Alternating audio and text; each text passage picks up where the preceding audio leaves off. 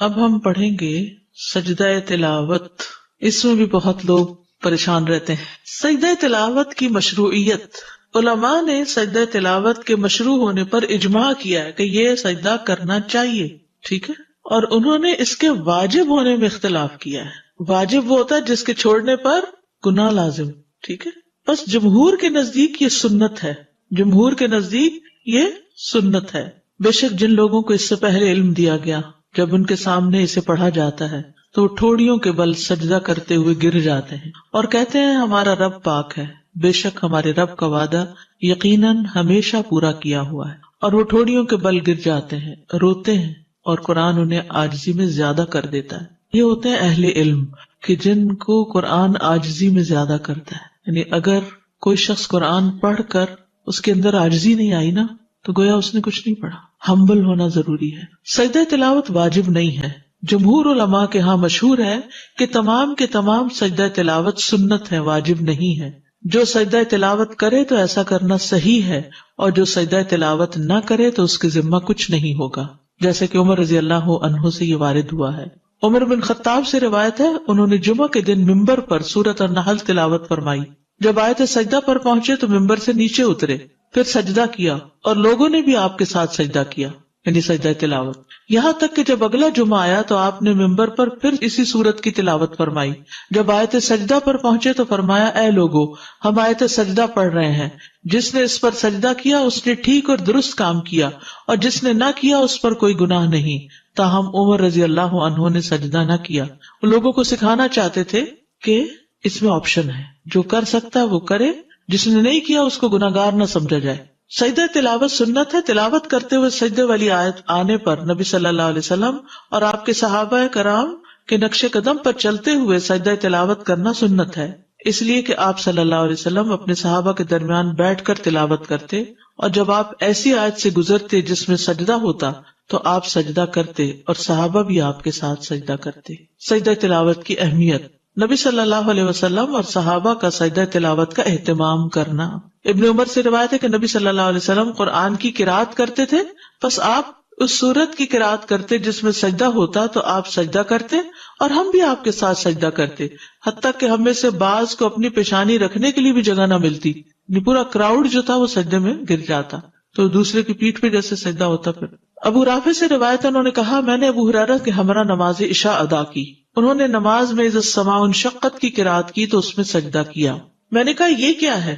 انہوں نے فرمایا میں نے ابو القاسم کے پیچھے سجدہ کیا صلی اللہ علیہ وسلم، اس لیے میں تو ہمیشہ اس میں سجدہ کرتا رہوں گا یہاں تک کہ آپ سے جا ملوں. سلف صالحین کا اہتمام. شعبی سے مروی ہے، انہوں نے کہا علماء سجدے کو مختصر کرنا ناپسند کرتے تھے، یعنی سجدہ تلاوت بھی پورے اذکار اور تسبیحات کے ساتھ ہونا چاہیے، یعنی ایک جھپکا سا نہیں مارنا چاہیے بلکہ پورا تسبیح پڑھ کے ختم کرنا چاہیے.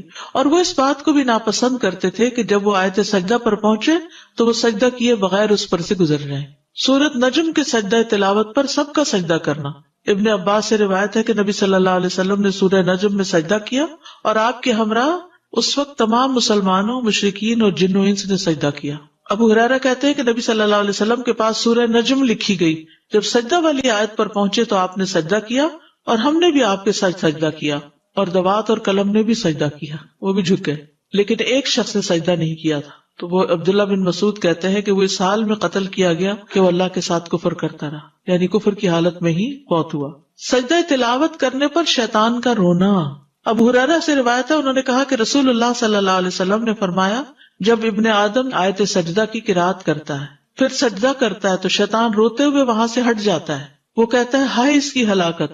اور ابو قریب کی روایت میں ہائے میری ہلاکت. ابن آدم کو سجدے کا حکم ملا تو اس نے سجدہ کیا، اس کے لیے جنت ہے، اور مجھے سجدے کا حکم ملا تو میں نے انکار کیا، بس میرے لیے آگ ہے. تو یاد رکھیے یہی چیز نماز پڑھنے والوں نہ پڑھنے والوں میں فرق کر دیتی ہے. پڑھنے والے ایک طرف ہے، نہ پڑھنے والے ایک طرف ہے. کوئی آدم کے طریقے پہ چل رہے ہیں اور کوئی شیطان کے طریقے پہ چل رہے ہیں. جسے ہم بچوں وغیرہ کو کہتے ہیں نا نماز پڑھو، اس کی اہمیت، تو ہر وقت یہ لفظ نہ بولا کریں نماز پڑھو. کبھی بیٹھے ہو اچھے موڈ میں تو اچھا کریں اچھا یہ بتاؤ کہ اگر تمہارے پاس چوائس ہو تو تم آدم علیہ السلام کے طریقے پہ چلو گے یا شیطان کے طریقے پہ. تو ہو سکتا ہے پہلے تو اس کو سوال ہی سمجھ نہ آئے کہ کیا مطلب.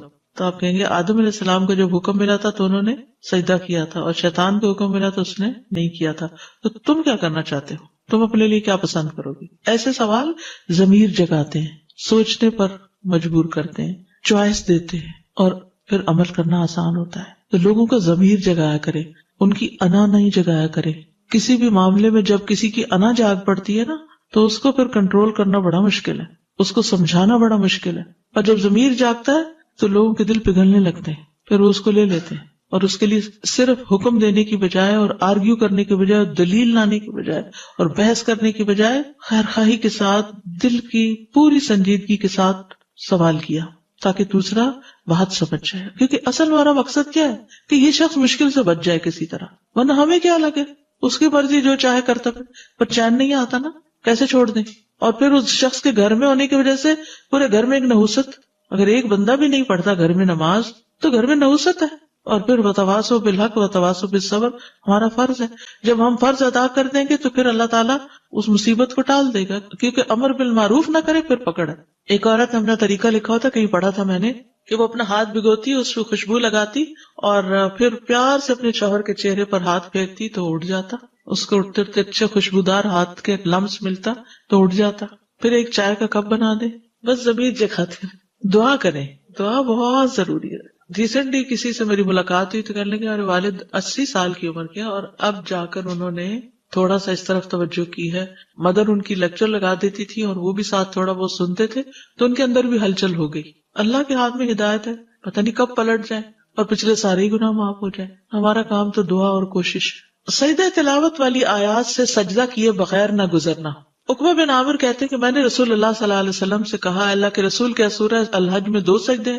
آپ نے فرمایا ہاں، اور جو یہ 2 سجدے نہ کرنا چاہے وہ ان دونوں آیات کی تلاوت ہی نہ کرے۔ پھر یہ حدیث اس پر دلالت کرتی ہے کہ سجدہ تلاوت کے بارے میں تاکید آئی ہے، لیکن آپ کا یہ فرمان فلا یقرأہما کہ وہ ان آیات کی تلاوت نہ کرے، تو ممکن ہے کہ اس کو اس بات پر معمول کیا جائے کہ انسان انہیں نماز میں نہ پڑھے تاکہ اسے سجدے کی ضرورت پیش نہ آئے۔ یعنی اس کا یہ مطلب نہیں کہ پورا قرآن پڑھ جائے اور ہر سجدے کی آیت کو چھوڑتا جائے، یہ نہیں ہے اس کا مقصد۔ یعنی نماز میں پھر چوائس اوپن ہے، پورا قرآن کہیں اور سے پڑھ لو، یہ نہ نماز میں نہ پڑھو۔ اور اگر انہیں نماز سے ہٹ کر پڑھے گا تو یہ امر مطلوب ہے کہ انسان پورا قرآن پڑھے، لیکن یہ بات کہ پہلے وہ نماز میں ان دونوں سجدے والی آیات کو منتخب کرے پھر سجدہ نہ کرے، تو ایسا کرنا مناسب نہیں۔ یعنی آپ پڑھ تو رہے ہیں وہ آیتیں جو سجدے والی ہیں اور سجدہ ہی نہیں کر رہے، تو ایسا نہیں کرنا۔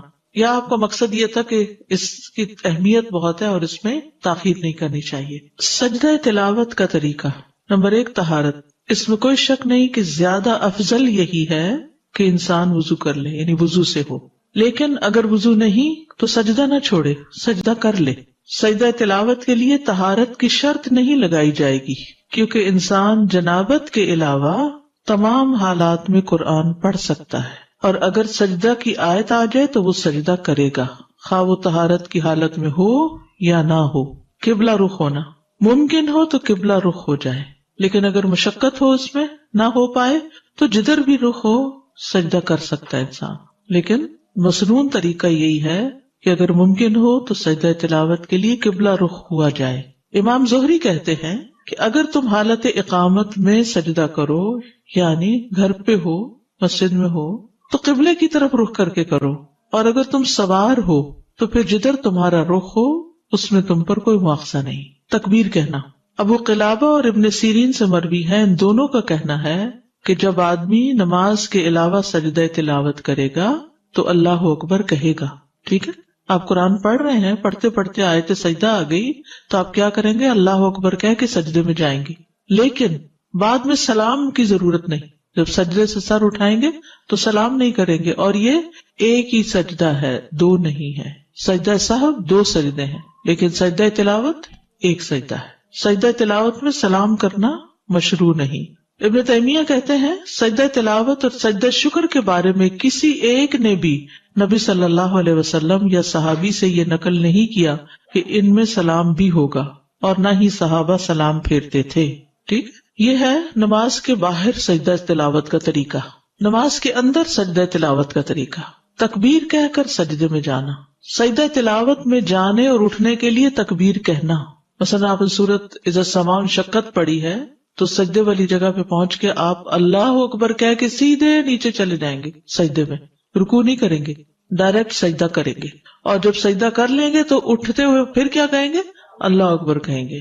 اگر سورت کے آخر میں سجدہ ہو، مثلاً کون سی سورت؟ سورت الق، تو پھر کیا کریں گے؟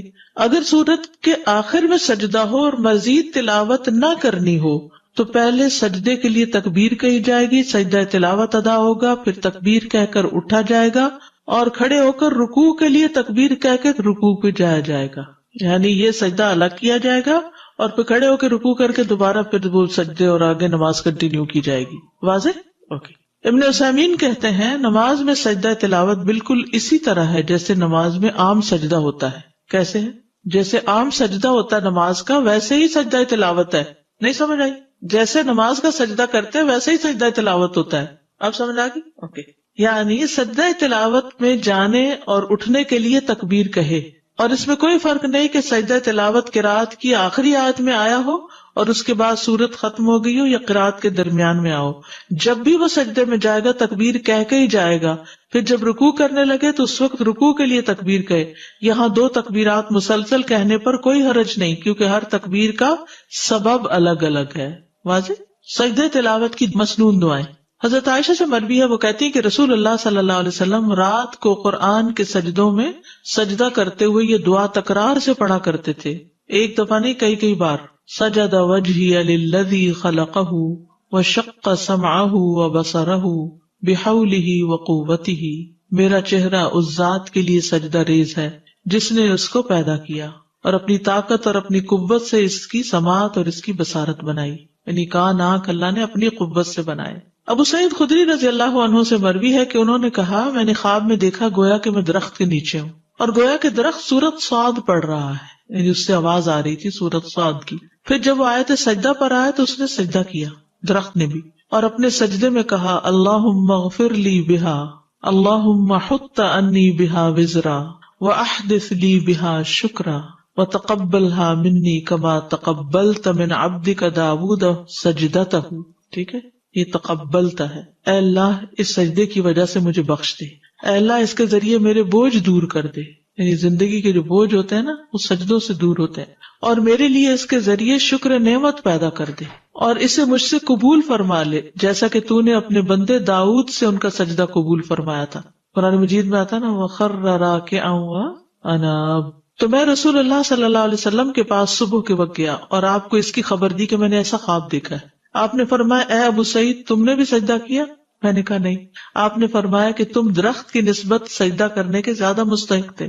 پھر رسول اللہ صلی اللہ علیہ وسلم نے سورۃ صاد کی تلاوت فرمائی، پس جب آپ آیت سجدہ پر آئے تو سجدے میں آپ نے وہی فرمایا جو درخت نے اپنے سجدے میں کہا تھا۔ نماز کے سجدے والی دعائیں پڑھنا، اگر یہ اوپر والی دو دعائیں یاد نہیں تو جو نماز میں سجدے میں پڑھتے ہیں سبحان ربی الاعلی وہ بھی کافی ہے۔ سجدہ تلاوت دوسرے سجدوں کی طرح ہی ہے، اور نبی صلی اللہ علیہ وسلم نے اللہ کے اس فرمان سبح اسم ربک الاعلی کے متعلق فرمایا ہے کہ اسے اپنے سجدوں میں پڑھا کرو۔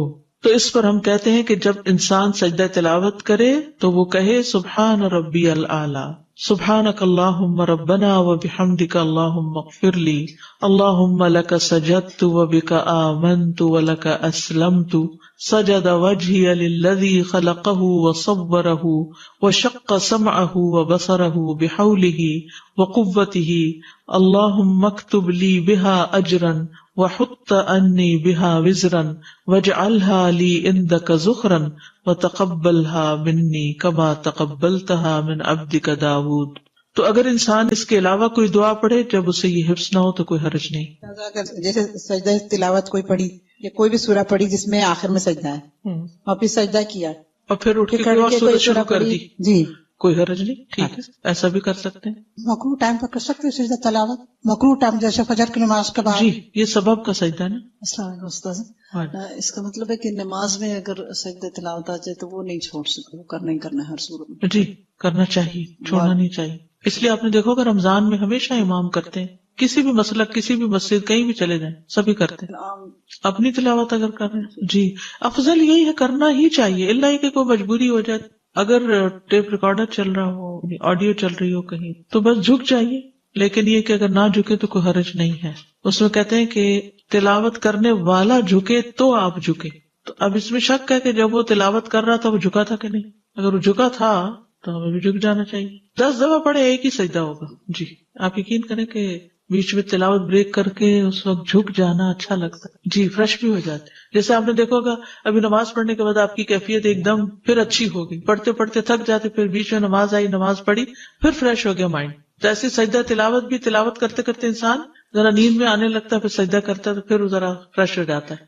بلڈ فلو ایگزیکٹلی سجدے میں جاتے ہوئے بلڈ فلو جو ہے وہ برین میں چلا جاتا ہے, تو آپ اس میں فریش ہو جاتے ہیں. السلام علیکم استاد, میں نے کچھ لوگوں کو دیکھا ہے جو سجدہ تلاوت پڑھتے ہیں تو قرآن پہ ہی سجدہ کر لیتے ہیں, ایسا کرنا ہے نہیں, اس قرآن پہ سجدہ قرآن پہ سر رکھ لیتے, ماتھا اپنا رکھ لیتے ہیں پڑھتے پڑھتے, یہ صحیح نہیں ہے. بہت شدید ضرورت کے علاوہ خواہ کچھ چیزیں قرآن کے اوپر نہیں رکھنی, اس کو ایک طرف رکھتے ہیں آپ. آیت جب پوری ہو جائے پھر کرنا بہتر ہے. اس کی کوئی دلیل نہیں ملتی 14 اکٹھے کرنے کی, حالانکہ 15 سجدے ہیں, یہ بھی یاد رکھیں.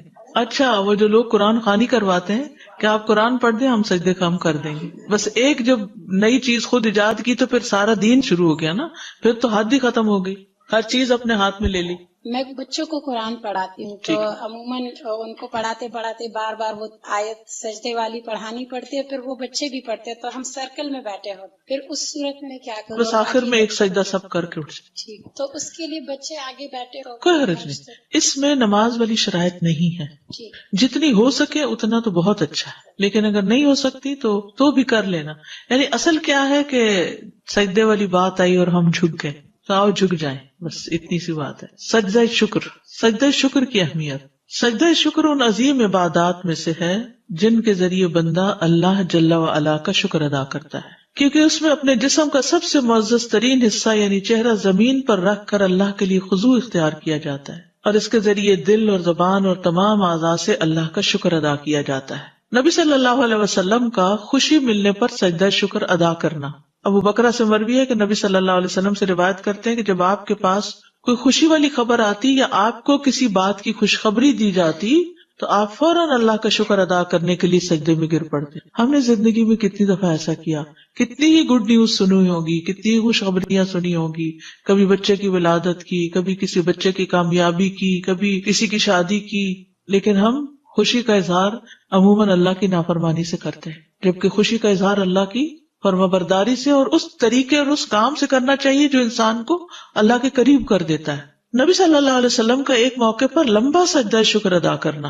عبد الرحمن بن عوف سے مروی ہے کہ ایک مرتبہ رسول اللہ صلی اللہ علیہ وسلم باہر نکلے, آپ صلی اللہ علیہ وسلم صدقے کی کسی زمین میں داخل ہو گئے, وہاں آپ قبلہ رخ ہو کر سجدے میں گر گئے. صدقے کی کسی زمین میں داخل ہوئے, وہاں قبلہ رخ ہو کر سجدے میں چلے گئے. اتنا طویل سجدہ کیا کہ مجھے اندیشہ ہونے لگا کہ اللہ عز و جل نے آپ کی روح قبض کر لی ہے. کبھی آپ ہی یہ کر کے دیکھیں, کوئی نعمت یاد کر کے بس لمبا, جو آج تک لمبا نہ کیا ہو اتنا. ہمارے میں ویسے اسٹیمنا ہی نہیں ہے. میں نے یہ تجربہ کرنے کی کوشش کی تو سانس ہی اتنا پھول گیا کہ مشکل ہوئی, کیونکہ ہمارے عام سجدے بھی اتنے لمبے نہیں ہیں.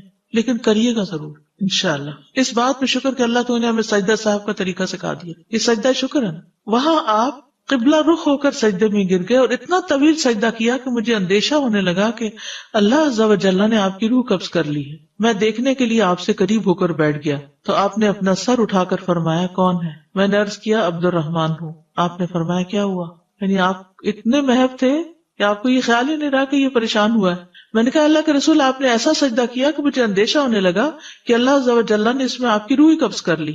اس پر آپ نے فرمایا جبریل میرے پاس آئے اور انہوں نے مجھے خوشخبری سنا دی کہ اللہ عز و جل فرماتے ہیں جو شخص آپ پر درود بھیجے گا میں اس پر اپنی رحمت نازل کروں گا, اور جو شخص آپ پر سلام بھیجے گا میں اسے سلامتی دوں گا. اس پر میں نے اللہ عز و جل کے لیے سجدہ شکر ادا کی. نبی صلی اللہ علیہ وسلم کا داؤد علیہ السلام کی توبہ قبول ہونے پر سجدہ شکر ادا کرنا. ابن عباس سے مروی ہے کہ نبی صلی اللہ علیہ وسلم نے سورۃ صاد میں سجدہ کیا اور فرمایا داؤد علیہ السلام نے یہ سجدہ بطور توبہ کیا تھا اور ہم یہ سجدہ شکرانے کے طور پر کرتے کہ اللہ نے داؤد علیہ السلام کی توبہ قبول کر لی. وَنَحْنُ نَسْجُدُهَا شُكْرًا لِلَّهِ عَلَىٰ قُبُولِهِ تَوْبَةَ نَبِيِّهِ. اگر میرے پاس زیادہ ٹائم ہوتا نا تو جتنی عربی اس ڈاکیومنٹ میں ہے میں آپ کو ایک ایک چیز پڑھ کے پہلے عربی میں بتاتی پھر اردو میں بتاتی, لیکن وہ کورس 9 ویکس میں پورا نہ ہوتا. ویسے ابھی یہ کتابیں بہت اچھی ہیں, یہ نماز نبوی یہ زیادہ اچھی کتاب ہے, لیکن مختصر یہ مسنون نماز اور روزمرہ کی دعائیں یہ نماز کے بعد پڑھے جانے والے اذکار کا کارڈ، یہ تہجد کی دعا کہیں ایسی جگہ لگا دی جائے جہاں آپ تہجد پڑھتے ہیں، اور یہ نماز محمدی اور مسنون دعائیں، یہ پروفیسر محمد ذوالفقار کی کتاب ہے پریئر اکارڈنگ ٹو دا سنہ، تو ان میں یہ چیزیں آپ کو اکثر مل جائیں گی، ساری تو نہیں ملیں گی لیکن اکثر مل جائیں گی۔ اس کا ایک پارٹ بھی ہے جو ابن القیم کی کتاب ہے، اور وہ عربی کی کتاب ہے، اور وہ نماز کا جو روحانی پہلو ہے اس پر زیادہ فوکس کرتی ہے۔ سجدہ شکر کے احکام سجدہ تلاوت والے ہیں، ٹھیک ہے، سجدہ شکر کے احکام سجدہ تلاوت والے ہیں۔ جیسے آپ سجدہ تلاوت کے لیے گئے تھے نا اللہ اکبر کہہ کے اور ایک سجدہ کیا، ایسے ہی سجدہ شکر بھی ہوگا۔ ابن قدامہ کہتے ہیں کہ سجدہ شکر کی صفت اس کے افعال، اس کے احکام اور اس کی شرائط میں سجدہ تلاوت کی صفت جیسی ہی ہے۔ سجدہ شکر میں کچھ بھی پڑھا جا سکتا ہے، سجدہ شکر میں کوئی مخصوص ذکر نہیں ہے، بلکہ سجدہ شکر کرنے والے کے لیے مشروع یہ ہے کہ وہ سجدے کی حالت میں موقع محل کے مطابق اللہ کی حمد، اس کے شکر، اس سے دعا اور اس سے استغفار وغیرہ میں سے کچھ بھی کہے، ٹھیک ہے۔ یعنی دعائیں جو سجدے کے اندر پڑھی جائیں گی وہ بھی ہے، اور جو نعمت آپ کو ملی ہے اس پر یا رب لک الحمد یا کوئی بھی چیز آپ شکرانے کے طور پر جو آپ کے دل میں آ رہا ہو آپ اس کو پڑھیں۔ شکرانے کے نفل مشروع نہیں ہے، ٹھیک ہے، ہم کہتے ہیں نا ہم شکرانے کے 2 گانا پڑھتے ہیں، شکرانے کے نفل نہیں ہے۔ شیخ ابن عثیمین کہتے ہیں میرے علم کے مطابق سنت میں کوئی بھی نماز صلاۃ الشکر کے نام سے نہیں ہے، البتہ احادیث میں سجدے کا ذکر ہے جسے سجدہ شکر کہتے ہیں۔ ایک اور جگہ یہ بھی کہا گیا کہ شکر کے لیے قیام اور رکوع پر مشتمل نماز نہیں ہے، بلکہ شکرانے کے لیے صرف سجدہ شکر ہے۔ تو مسلمان کے لیے مشروع ہے کہ جب اسے کوئی خوشی والی بات پہنچے تو وہ اللہ کا شکر ادا کرتے ہوئے سجدہ کرے، پر جہاں تک صلاۃ الشکر کی بات ہے اس کی کوئی اصل نہیں۔ مشروع مطلب پرسکرائبڈ۔ دیکھیں ویسے آپ نفل پڑھتے رہیے، ساری عبادت ہی شکر ہے اصل میں، جیسے روزہ رکھتے ہیں یا کچھ بھی، تو یہ اصل میں ہم شکر ہی ادا کر رہے ہوتے ہیں اللہ کی نعمتوں کا۔ پھر خود سے بنانا کوئی بھی چیز بدعت بن جاتی ہے نا، کہ کسی کو پابند کرنا یا خود، تو اس لیے جب آسانی کر دی اللہ نے، صرف سجدہ کر لو، بات اتنی بھی کافی ہے، تو اتنا ہی کرتے رہے۔ اب دیکھیے بعض اوقات نماز پڑھنے میں ہمیں سستی ہو جاتی ہے، سجدہ کرنے میں کتنی دیر لگے گی، جہاں بیٹھے کوئی قبلے کے رخ کی پابندی نہیں، کچھ نہیں۔ وہیں اگر آپ سفر میں ہیں، راستے میں ہی فون آ گیا اور آپ نے سن لیا، اور تو ادھر ہی بیٹھے بیٹھے جھک جائیں۔ رفع یدین ہوگا سجدہ شکر اور دیکھیں سجدے میں رفع یدین ہے ہی نہیں، جب ہم تلاوت کر رہے ہیں قیام میں، نماز کے اندر تو ویسے ہی ہے نا، وہ تو ہے لیکن اس کے بغیر نہیں ہے، وہ تو نیچے جا رہے ہیں تو اس وجہ سے۔ اچھی خبر ملے تو میں فوراً کہہ دیتی ہوں الحمدللہ، شکر الحمدللہ۔ تو اس کے بعد اگر میرا بہت زیادہ دل چاہتا ہے کہ میں واقعی اور اپریشیٹ کروں تو نماز کے بعد بھی میں 2 نفل پڑھ لیا کرتی تھی۔ نفل نہیں پڑھے، بس سجدے کر لیں، سجدے کر لیں، وہ کسی وقت بھی کر سکتے اور کہیں پہ بھی کر سکتے۔ خبر ملتے ہی کرنا افضل ہے، ورنہ جس وقت یاد آئے اس وقت بھی مگر کرنا۔ ایک دم فوراً منہ سے تو نکلتا ہے یا اللہ تیرا شکر ہے، ہاں تو ساتھ جھک بھی جائیں تو اور زیادہ اچھا ہے۔ السلام علیکم۔ وعلیکم السلام۔ کیا ہر نماز میں بھی ہم آفٹر فرض نماز کے بعد بھی سجدہ شکر کے لیے کر سکتے ہیں؟ اس کا کیا مسئلہ؟ دیکھیے سجدہ شکر نبی صلی اللہ علیہ وسلم کی سنت یہی ہے کہ جب آپ کو کوئی خوشخبری ملی، ٹھیک ہے، تو اگر آپ کو ہر نماز کے پہلے کوئی خوشخبری ملی ہوتی ہے تو آپ کر لیجیے، کیونکہ ابھی جو ہم نے نماز پڑھی وہ بھی تو شکر ہی تھا نا۔ میں نے آپ سے پوچھنا تھا کہ سجدہ کرنے کے لیے ضروری ہے کہ قبلے کی ڈائریکشن ہی ہو یا آپ جہاں پہ جس جگہ بھی بیٹھے؟ دیکھیے جو میں نے عرض کیا نا کہ سجدہ شکر سجدہ تلاوت ہی کی طرح ہے، اس میں قبلے کی ڈائریکشن اگر ہو تو بہت اچھا ہے، نہ ہو تب بھی خیر ہے۔ ویسے تو آپ نے بھی کہا کہ مطلب فرض نماز کے بعد سجدہ، لیکن مطلب کبھی یہ ہوتا ہے جیسے اپنی کوئی بات کہنی ہے اللہ سے اور شکر کرنا یا کچھ بھی، کر لے۔ سجدے کے لیے وضو کرنا ضروری ہے؟ نہیں، ہو تو افضل ہے، نہ ہو تو کوئی بات نہیں۔ جیسے قرآن پڑھنے کے لیے ہو تو افضل ہے، نہیں تو کوئی بات نہیں۔ اور نماز کوئی بھی پڑھ سکتے ہیں، حاجات ہے یا جو بھی ہے کچھ، اس میں تو خالی شکر کی نماز شکرانہ پڑھ لے نہیں ہے، پورے دن میں جیسے کوئی نہیں ہے، خالی نوافل پڑھتے رہے۔ صلاۃ التوبہ ہے، صلاۃ الشکر کوئی نہیں ہے، ٹھیک ہے۔ ساتھ پیریڈز میں سجدہ شکر کر سکتے، جنابت کی حالت میں نہیں کرنا، اور سجدہ تلاوت پیریڈ بھی نہیں، جنابت ہی کی ایک طرح سے حالت، اور سجدہ تلاوت بھی نہیں۔ وہ تو نبی صلی اللہ علیہ وسلم کو جب کوئی مشکل آتی تھی تو وہ نماز کی طرف دوڑتے تھے، تو وہ صلاۃ الحاجت ہی ہو گئی، اور وہ جو آتا ہے نا وَاسْتَعِینُوا بِالصَّبْرِ وَالصَّلَاةِ، تو وہ بھی آ جاتا ہے اس میں۔ السلام علیکم۔ میں ہر روز شکرانے کے نفل ادا کرتی تو کیا ان کو ویسے ہی ادا کر لیں، وہ شکرانہ ہی قرار پائے گا، لیکن کوئی ایسی نماز ہے نہیں۔ اچھا، ویسے نفل چھوڑے نہیں، دہا کے وقت، چاش کے وقت پڑھا کریں، جی، اور اس کے بعد اگر کوئی انسان بیٹھ کے استغفار کرتا ہے، خاص طور پر یہ دعا، اگر کوئی آپ کی زندگی میں پریشانی ہے نا تو یہ نسخہ کر کے دیکھیں، یعنی دعا یا اشراق کی نماز کے بعد ادھر ہی بیٹھے ہوئے 100 دفعہ پڑھیں رب اغفر لی وتب علی انک انت التواب الغفور. ٹھیک ہے، رب اغفر لی وتب علی، اے اللہ مجھے معاف کر دے اور مجھ پہ مہربان ہو جا، انک انت التواب الغفور، تو تواب بھی ہے اور غفور بھی ہے. ساتھ جیسے آپ فجر کی نماز پڑھ کے ہم ادھر ہی بیٹھے رہتے ہیں، آپ کہتے ہیں ذکر کریں، تو پھر وہ اشراق کے 2 نفل پڑھ کے آپ اٹھ جائیں، تو پھر ہمیں چاش کی نماز دوبارہ پڑھنی ہوگی 10 بجے جو چاش کے 4 نفل ہیں؟ پڑھ سکتے ہیں دوبارہ، اگر نہ پڑھنا چاہیں تو یہ ایک دفعہ پڑھی ہوئی کافی ہے. کافی. یہ بھی سجدہ تلاوت کی طرح سبب کا سجدہ ہوگا، اور اس میں بھی اللہ اکبر کہہ کے سجدہ کرنا ہے. اٹھتے ہوئے نہیں اللہ اکبر کہنا، صرف جاتے ہوئے. تو پھر جب سجدہ تلاوت کریں گے نماز کے علاوہ تو اس میں بھی جاتے ہوئے اللہ اکبر کہنا ہے، لیکن اٹھتے ہوئے نہیں. ہاں، ان سجدوں میں اپنی لینگویج میں باتیں کر سکتے ہیں. یعنی جیسے آپ فجر کی نماز پڑھی، بیٹھے رہے، تلاوت کر رہے ہیں، ذکر اذکار کر رہے ہیں، سورج بلند ہو گیا، پھر آپ 2 نفل پڑھتے ہیں، پھر بیٹھ کے یہ دعا کرتے ہیں، کیونکہ یہ بڑا قیمتی وقت ہوتا ہے.